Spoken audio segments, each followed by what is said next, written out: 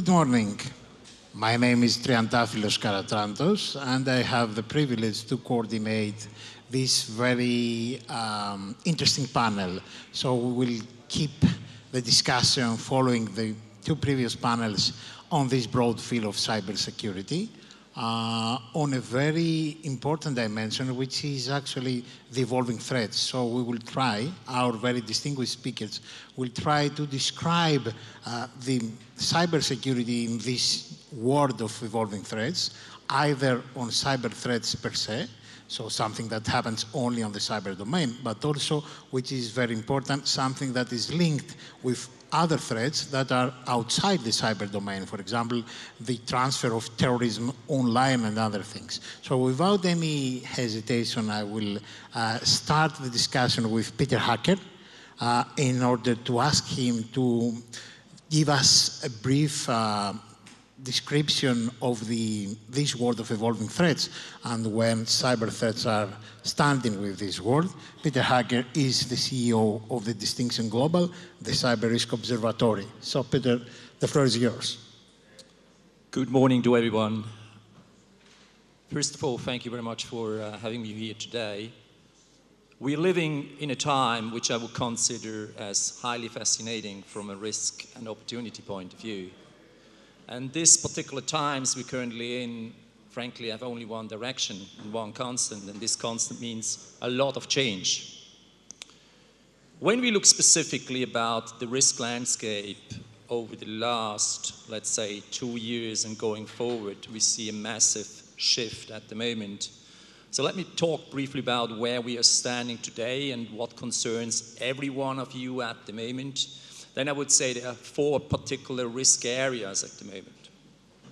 Without any doubt, the biggest one are massive ransomware attacks around the world. We nowadays have every 15 seconds a ransomware attack.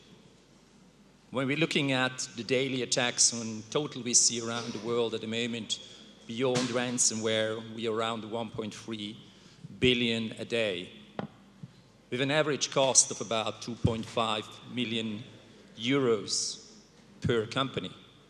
And what makes it particularly challenging is if you look at companies around the world, how many IT solutions everybody is using. It's not 1, 2, 3, 4. It's on average more than 30 IT solutions.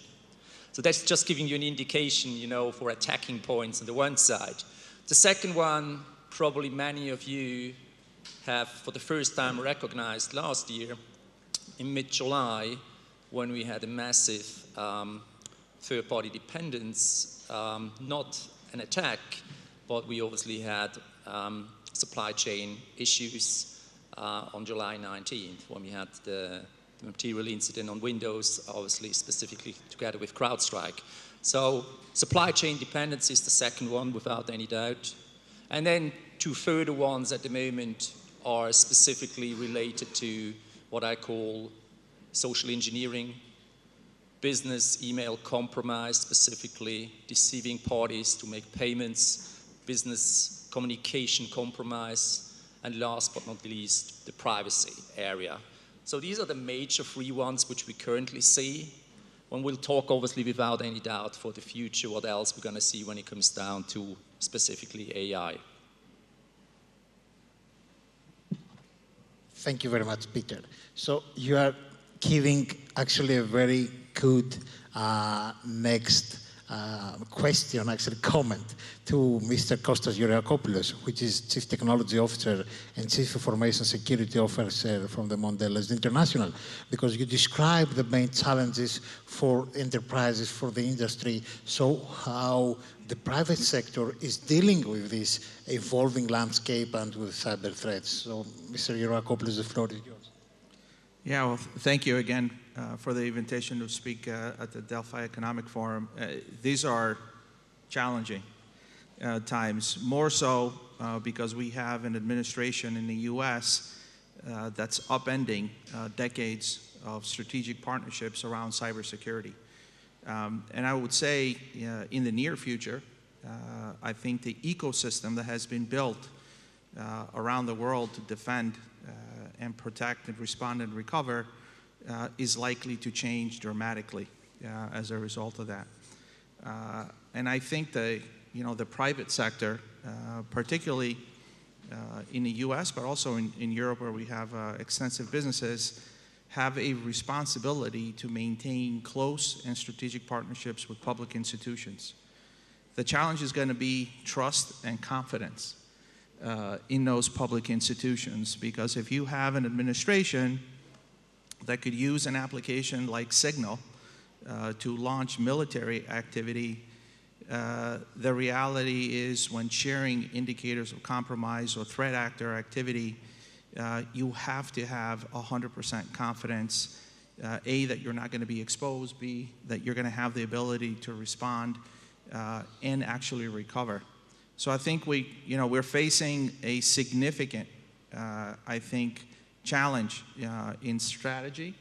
And I think the private sector is going to look for its footing, just like the public sector. I think here in Europe is now trying to anticipate the next moves of the US administration. Exactly. That's a very interesting comment, and thank you, Mr. Georgakopoulos, because at the end of the day, if we try to deconstruct the concept of regulation of cybersecurity, cooperation, and we see many challenges between the two shores of the Atlantic. So this Euro-Atlantic security ecosystem, it applies also in the cybersecurity, and this is something that we need to take into great concern, because sometimes, for example, we have more strict regulations in European framework, and when it goes to the actual need to try to use this regulation, or, for example, asking from a big company, which is in the US, Meta, for example, to cooperate with this type of regulation, there is no this formula tangible at the end of the day. So this parameter you just initiated the discussion, it is also very important, and I will go back to this with you again. And one first reaction from our third speaker, Mr. Thanasopoulos, which is the Chief Technology Officer from Kaizen Gaming, especially again from the private sector, and one very specific dimension of the private sector. Mr. Thanasopoulos, the floor is yours. Thank you. Thank you very much for having me here. What we see in the cybersecurity space, especially in the last year, is that we have an increasing frequency of cyber threats, of cyber attacks, but more importantly, we have a huge increase in volume and complexity. So we saw during 2024, we saw 4 times the volume of attacks that used to happen in 2023, but the complexity was much higher. And also what we're witnessing is because we are operating across the Americas, Africa, and Europe, we are seeing a lot of variation between geographical differences between the attacks. So we are seeing very different patterns in Europe versus the Americas.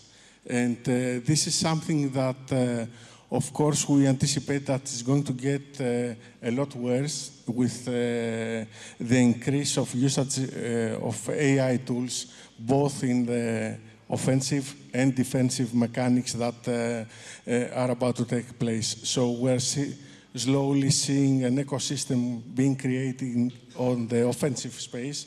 So we're seeing marketplaces evolving where you can buy credentials from users, or you can coordinate ransomware attacks, and you can go on and buy them as a service from a marketplace, things that would have been unthinkable 5 or 10 years ago.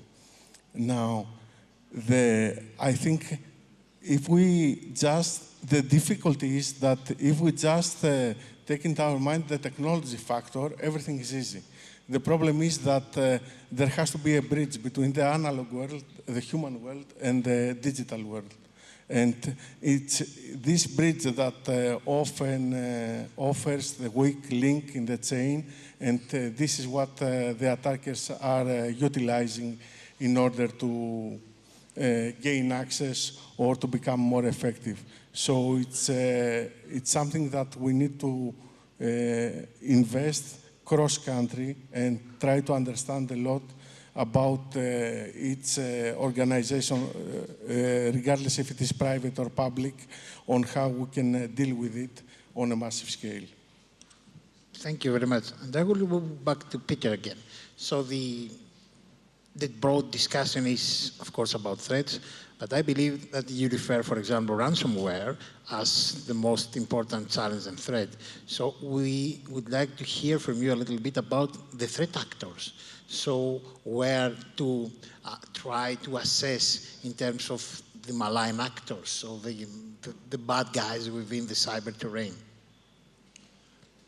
I think this is a very important point. So when you look at threat actors around the world, threat actors have become much more sophisticated over the last couple of years and will become even more sophisticated. And this has to do a lot with what was just outlined here by my colleague in respect of, first of all, scale of attacks, automation of attacks, speed of attacks.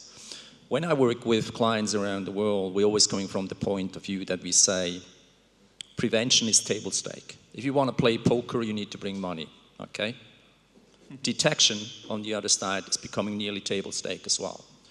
So where we have to focus on is very much on the resilience and response at the end.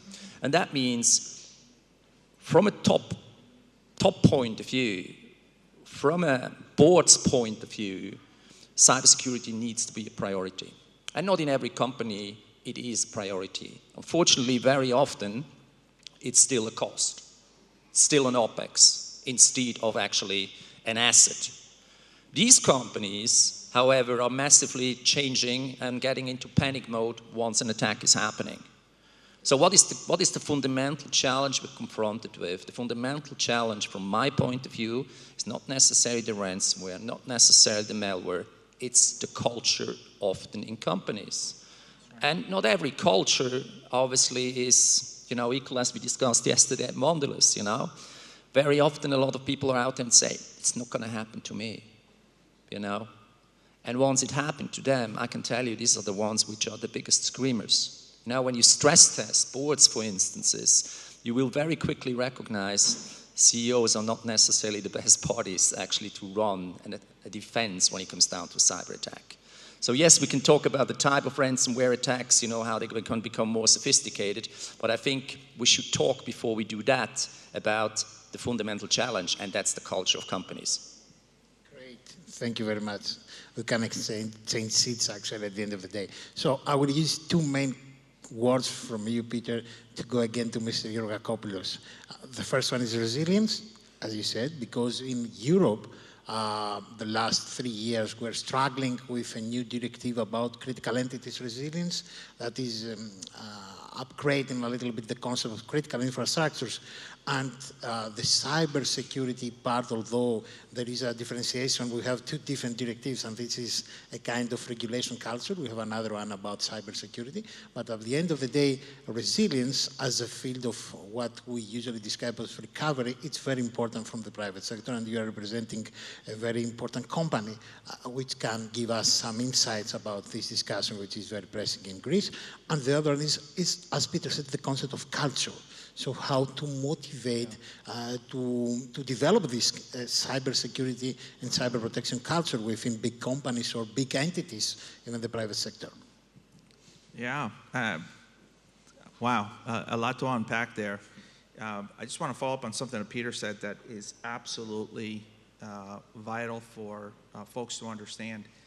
The cross between a threat actor and a state-sponsored actor has been significantly blurred over the last 10 years.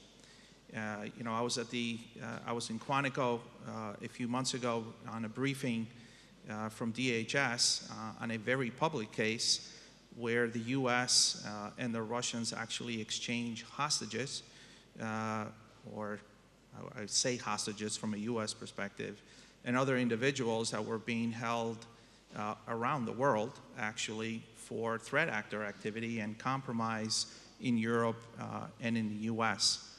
The reality is those individuals were actually moonlighting as cybersecurity professionals in Russia. And at night, They were actually the threat actor that we all worry about in the private sector, and we build resiliency to address, and we are at a significant disadvantage.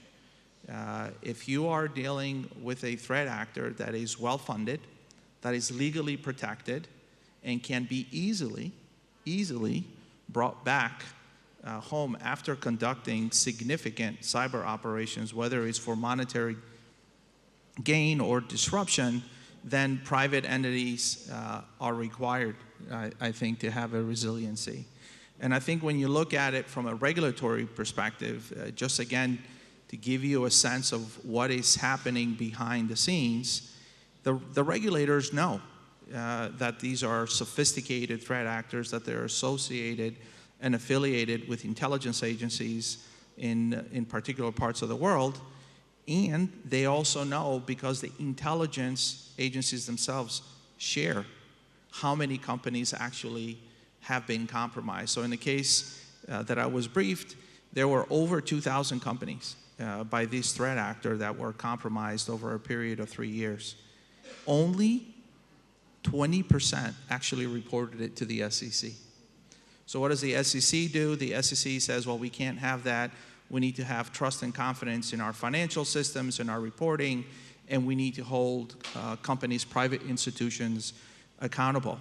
They pass a law for vulnerabilities and disclosure requirements back in 2023, and now the tone from the top, I can tell you from that one activity, has been significantly altered in support, really, of resiliency in the organization. So the discussions for us, and I imagine many other companies, is how do we address a threat actor, and how do we continue to operate when there is an actual attack happening? And let there be no disillusionment here. There are cyber attacks happening every second of the day, and if we didn't have the control systems, the cybersecurity posture, the ability to resist, there would be a lot more, I think, outages that we would experience as an organization. So a core principle for any organization, I think the regulators, in collaboration with the intelligence agencies and what they're reporting to them, is forcing a change in law. I'm sure the Europeans have the same level of access to their intelligence agencies about what's happening in this market, and it's critical. Can I add one point on this? I think there's a fundamental difference between, obviously, enforcement in the US versus the rest of the world, particularly as well the European ones. And obviously, the Damocles sword, particularly for boards in the US, not just jail on the one side, but class actions on the other side, right? And as we all know, about 10 years ago, the first CEO got fired because of a massive cyber attack in the US. And the probability that you get fired today, or you have to step down following a cyber attack in the US, is massively higher than, for instance, in Europe. The probability of a class action, obviously, by all means, is massively higher. What I just see, and probably everybody shares this here, is, you know, I work a lot, for instances, in the shipping industry, maritime industry, right? And maritime industry has certain critical systems, like we take an active system, for instances, and you see a certain amount of attacks happening around the world, and when you're forced to disclose, more things happening quicker in respect of response. When you're not forced to disclose, or you think, well, you know, I don't want to share what just happened with me because I could be embarrassed. That's obviously 2 steps backwards at the end of the day. And we have, particularly in Europe, and in general outside the US, we have to become much more proactive in handling cyber attacks. And it's not a shame.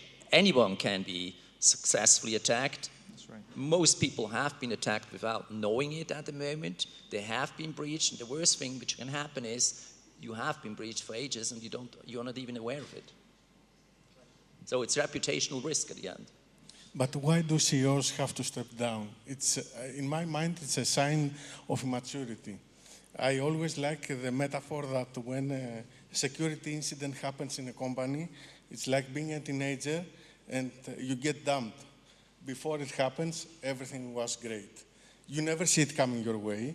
Afterwards, hell has broken loose and the world is about to end. You throw money to the problem, but nothing really happens. And people try to support you, but they cannot really help you because you are all alone.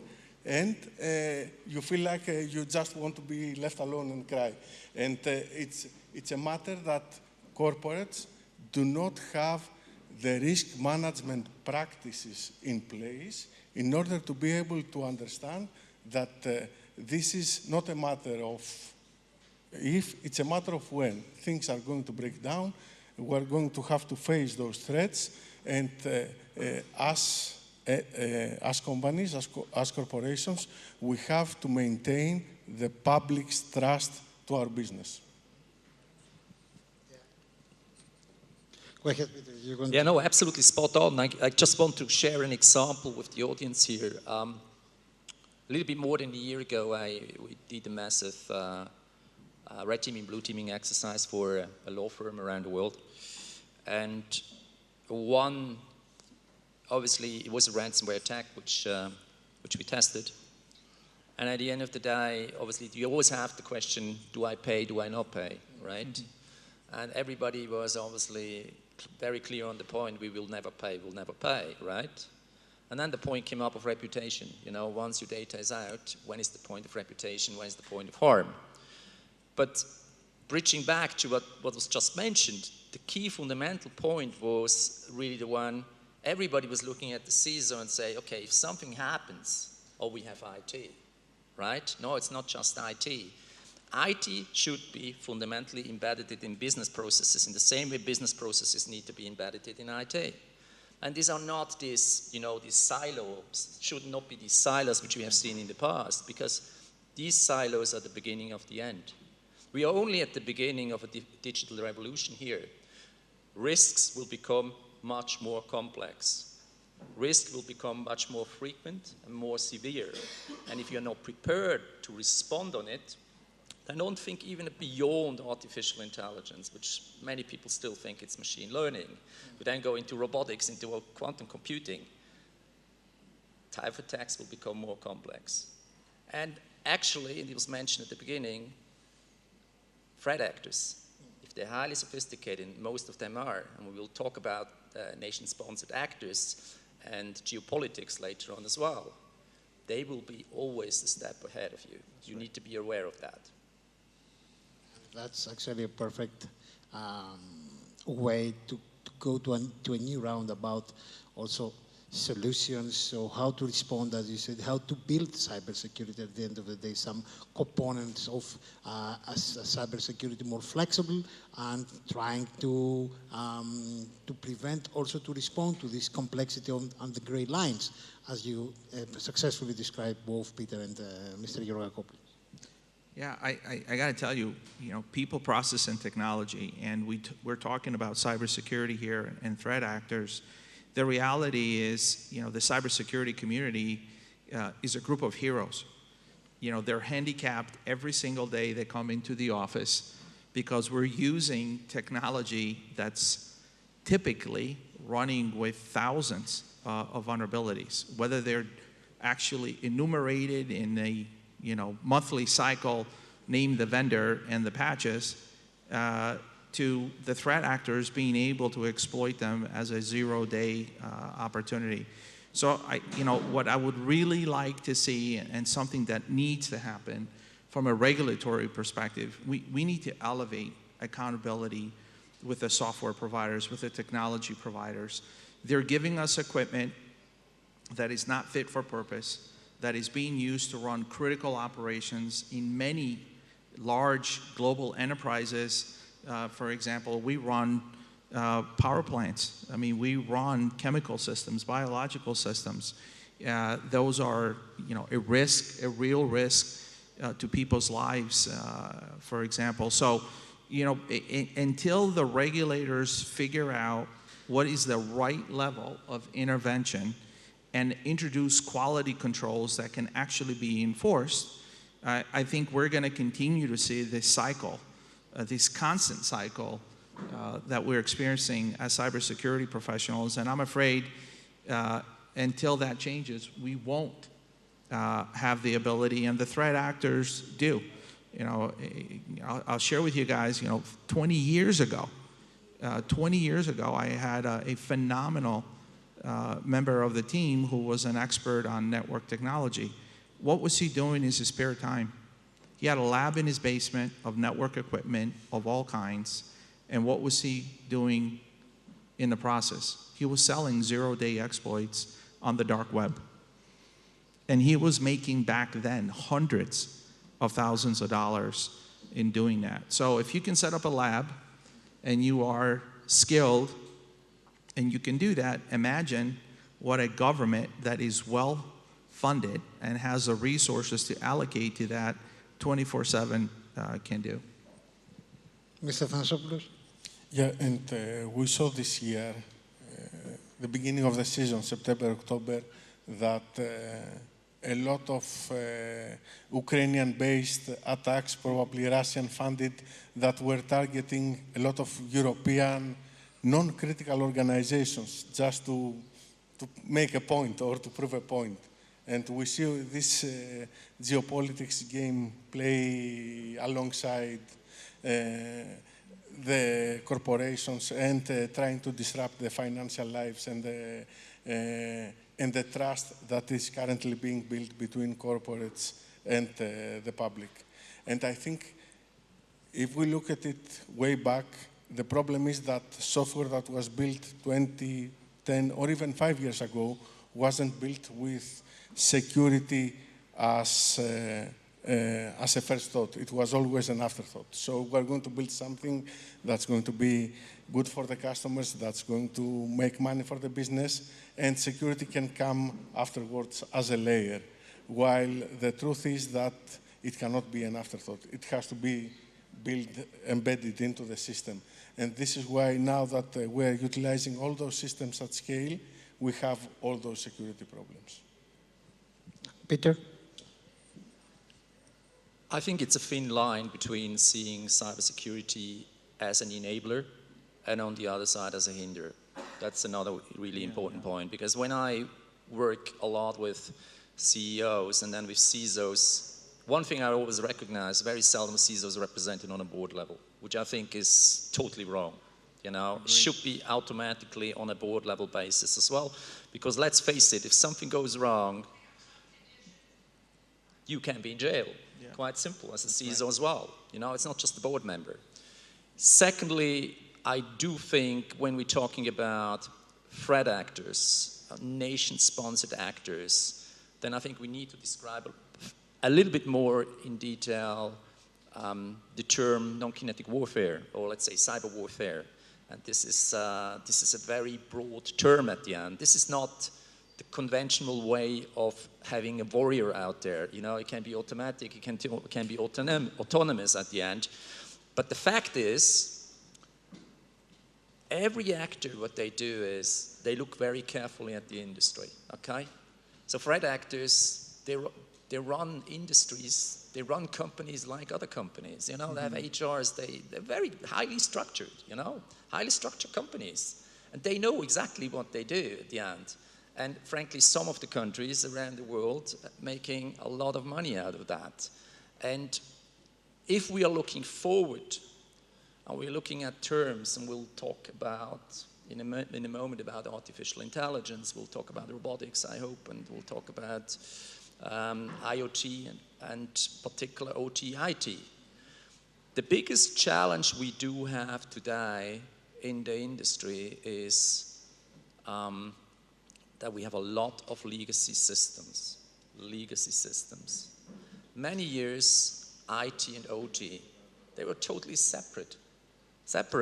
Now we're going into more and more, you know, you go from OT, you go into IT. It's a little bit like you have your house, you have your IT in your house, and you have the garden and the OT outside, you need to get the water, you know. Fact is, we need to do a lot of our own homework first as well. We need to clean up the house. People need to accept that past systems we may not be able to use going forward. We need to invest. If we don't invest, we will remain vulnerable. If we remain vulnerable, we might well go down at the end of the day. So it's not just an investment, it's a protection for your reputation, for your value, and particular for your growth going forward. And now you give me something very important. You mentioned cyber warfare. And actually, all of you describe how geopolitics and actually war is affecting also the concept of cyber risk and cyber security. And you find, for example, an entity or a company which is, as Dimitris said, not even critical at the end of the day, as part of an attack due to a war situation. So this is also taking the situation more complex at this end of the day. So in the terrorism studies, for example, we're discussing that a 9/11 in our days, there is no need to organize as it was organized for a couple of years, hijacking the planes and this kind of stuff.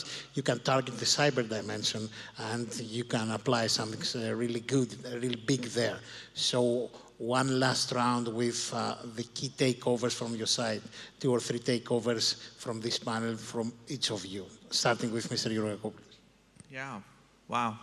We've had a lot to share here with the team today. You know, this is a very complex area, a ton of legacy, I think, in the ecosystem, significant transformation needs to occur at the very top of the organization.